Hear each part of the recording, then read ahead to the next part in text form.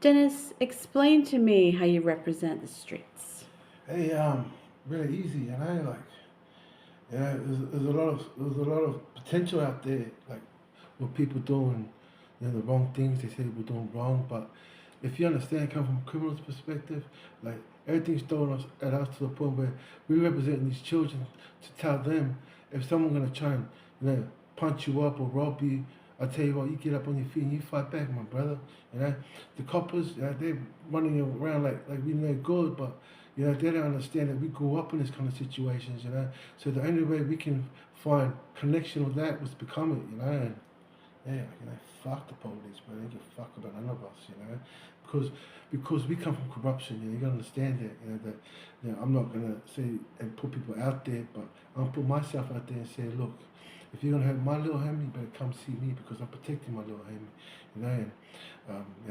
And yes, I do want to talk about peer pressure because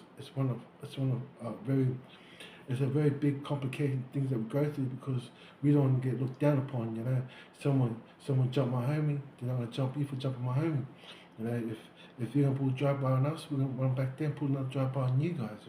Mm. Yeah. If you got no church or no religion, I'll tell you, we already fucked up our destination, my brother. And yeah, so it's not a win or lose situation. It's more gathered by how you're going to approach it. So I'm approaching how to explain the streets is that you're gonna go from the streets and you're gonna go on narcotics. You're gonna lose your mind so much you don't even know what you're doing. Because I used to be there.